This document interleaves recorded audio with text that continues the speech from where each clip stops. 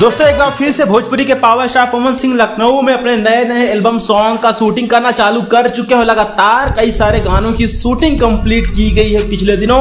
उसी में से एक गाना और भी बेहतरीन शूट हुआ है डिंपल सिंह के साथ में। जी हाँ दोस्तों, डिंपल सिंह के साथ काफी दिनों के बाद एक गाने की शूटिंग हुई है।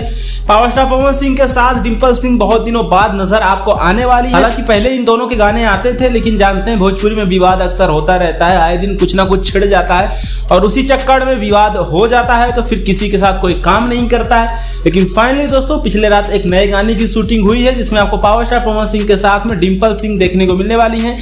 ये गाना बनाया गया है DRS म्यूजिक के लिए। आपको याद होगा हरी हरी ओढ़नी गाना आया था जो कि शायद 400 या 500 मिलियन के व्यूज को पार किया था वो गाना।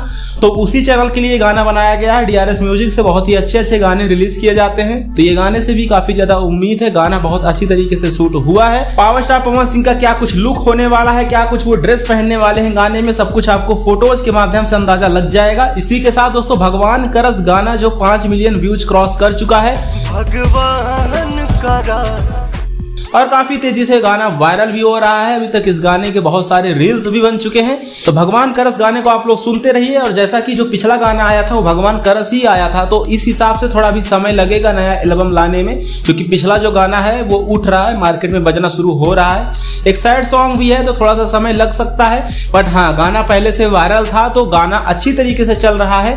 तो इसको देखते हुए थोड़ा समय दिया जा रहा है इस गाने को वायरल होने और हिट होने के लिए। फिलहाल दोस्तों नेक्स्ट वीक आपको एक नया एल्बम सॉन्ग सुनने को मिलने वाला है, उसकी अपडेट हम आपको नेक्स्ट वीडियो में दे देंगे। फिलहाल दोस्तों यही अपडेट थी जो हमने आपको दे दी। वीडियो पसंद आया तो वीडियो को लाइक कर दीजिएगा। ऐसी अपडेट के लिए चैनल को सब्सक्राइब करिएगा।